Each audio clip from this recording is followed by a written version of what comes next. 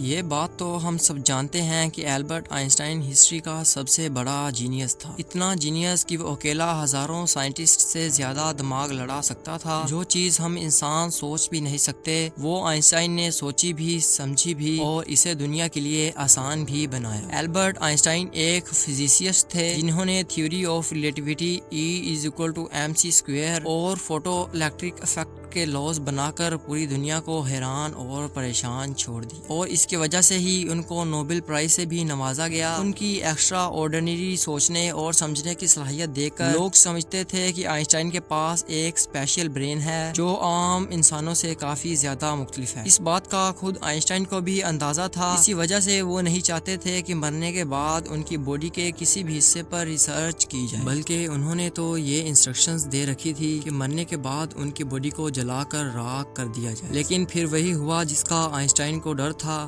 18 April 1955 کو برینسٹن hospital میں جب آئنسٹائن کا انتقال ہوا، آٹوپسی کے لیے یعنی کہ موت کی وجہ جاننے کے لیے جو ڈاکٹر آیا اس نے چپکے سے آئنسٹائن کا برین نکال لیا، کیونکہ اس کو یہ جاننے کی کیوریوسٹی تھی کہ دنیا کے سب سے جینیس برین میں آخر ایسا ہے کیا۔ فہد ٹی وی کی ویڈیو میں ایک بار پھر سے خوش آمدید ناظرین۔ آئنسٹائن کا برین چرانے والے ڈاکٹر تھامس ہاروے تھے، جن کو اپنے ساتھ ہونے والے انجام سے زیادہ اس جینیس برین کو اسٹڈی کرنے میں دلچسپی تھی۔ کچھ دنوں کے بعد جب برینسٹن ہاسپٹل کو ڈاکٹر ہاروے کی اس حرکت کا پتہ چلا تو ان کو اپنی جاب سے ہاتھ دھونا پڑا، لیکن ڈاکٹر ہاروے آئنسٹائن کے بیٹے ہنس البرٹ سے جیسے تیسے کر کے یہ پرمیشن لینے میں کامیاب ہو گئے کہ ان کے باپ کے اسپیشل برین سے پردہ اٹھا کر اس میں چھپے رازوں کو دنیا کے سامنے لانا چاہتے ہیں۔ اس دن کے بعد شروع ہوا اس برین کا لمبا ترین سفر۔ ڈاکٹر ہاروے ایک پیتھولوجسٹ تھے جو صرف پوسٹ مارٹم کرنا جانتے تھے۔ وہ ان کا خیال تھا کہ وہ اتنے بڑے جینیس کے برین پر ریسرچ کر پائیں گے۔ اب کنڈیشن یہ تھی کہ ڈاکٹر ہاروے برینسٹن ہاسپٹل کی جاب سے بھی ہاتھ دھو بیٹھے تھے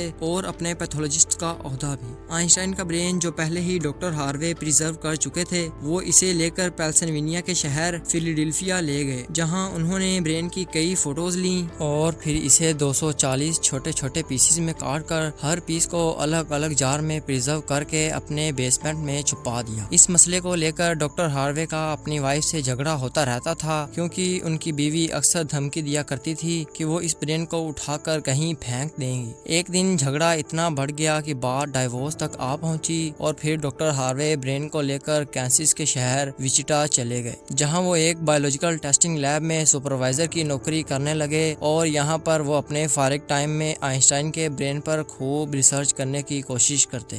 اس کے بعد کئی بار وہ الگ الگ جاب چھوڑ کر مختلف شہروں میں یہ برین لے کر گھومتے رہے۔ کئی سال گزر چکے تھے اور ڈاکٹر ہاروے آئنسٹائن کے برین پر کچھ خاص ریسرچ نہ کر سکے، الٹا ان کا میڈیکل لائسنس ہی کینسل کر دیا گیا، اور نوبت یہاں تک آ گئی کہ ان کو ایک پلاسٹک کی فیکٹری میں جاب کرنی پڑی۔ تبھی انہوں نے صحیح فیصلہ کیا کہ وہ ان کے برین کے الگ الگ حصوں کو دنیا کے بیسٹ نیورو پیتھولوجسٹ کے پاس ڈیٹیل ریسرچ کے لیے بھیجیں گے، لہٰذا انہوں نے ایسا ہی کیا۔ 1955 میں برین چوری ہونے کے 30 سالوں کے بعد یعنی 1985 میں پہلی بار آئنسٹائن کے برین پر ایک اسٹڈی پبلش کی گئی۔ اس کے اگلے 28 سالوں تک دنیا بھر کے نیورو پیتھولوجسٹ نے کئی اسٹڈی پبلش کی جس میں بتایا گیا کہ آئنسٹائن کا برین دوسرے انسانوں کے برین سے کافی زیادہ ڈیفرنٹ تھا۔ سب سے بڑا ڈیفرنس برین کے کارپس کیلوسم نامی حصے میں تھا۔ لیفٹ برین ہمارے جسم کے رائٹ حصوں کو کنٹرول کرتا ہے، جبکہ رائٹ برین ہمارے جسم کے لیفٹ حصوں کو کنٹرول کرتا ہے۔ اس کے علاوہ 90% لوگوں کا لیفٹ برین بولنے، سمجھنے، میتھمیٹیکل کیلکولیشن، رائٹنگ یعنی لکھنے کے دوران کام کرتا ہے، جبکہ رائٹ برین کے پاس کریٹیوٹی، شیپ کو سمجھنے، آرٹ اور میوزیکل سکلز کی ذمہ داری ہوتی ہے۔ آپ سوچ رہے ہوں گے کہ ان سب میں کارپس کیلوسم کا کیا کام؟ برین کے دونوں حصے جس چیز کے تھرو کمیونیکیٹ کرتے ہیں اسے کارپس کیلوسم کہتے ہیں، اور آئنسٹائن کا کارپس کیلوسم عام آدمی سے کافی بڑا تھا، یعنی ان کے لیفٹ اور رائٹ برین کا آپس میں کافی اسٹرانگ کنیکشن تھا، جس کی وجہ سے آئنسٹائن ایک ہی وقت میں کافی کمپلیکس پرابلمز اور سچویشن کو امیجن کر سکتے تھے۔ کارپس کیلوسم کے بڑے ہونے کے علاوہ آئنسٹائن کے برین کا پیٹرن بھی عام انسانوں سے کافی مختلف تھا، اور ریسرچر کا ماننا تھا کہ اس کی وجہ سے برین میں نیورونز کا فلو کافی بہتر تھا۔ نیورونز کے اچھے فلو ہونے کا مطلب ان کی میتھمیٹیکل کیلکولیشن کی پاور بھی کافی زیادہ اسٹرانگ تھی۔ البرٹ آئن اسٹائن کمپلیکس میتھمیٹیکل پرابلمز کو بغیر پین اور پیپر کے اپنے دماغ سے ہی سولو کرنے کی صلاحیت رکھتے تھے۔ نیورون زیادہ ہونے کی وجہ بھی نیوز پیپر میں بتائی گئی۔ جب آئنسٹائن کے برین کا وزن کیا گیا تو اس کا وزن 1230 گرام تھا، جبکہ ایک نارمل شخص کا برین 1400 گرام کا ہوتا ہے۔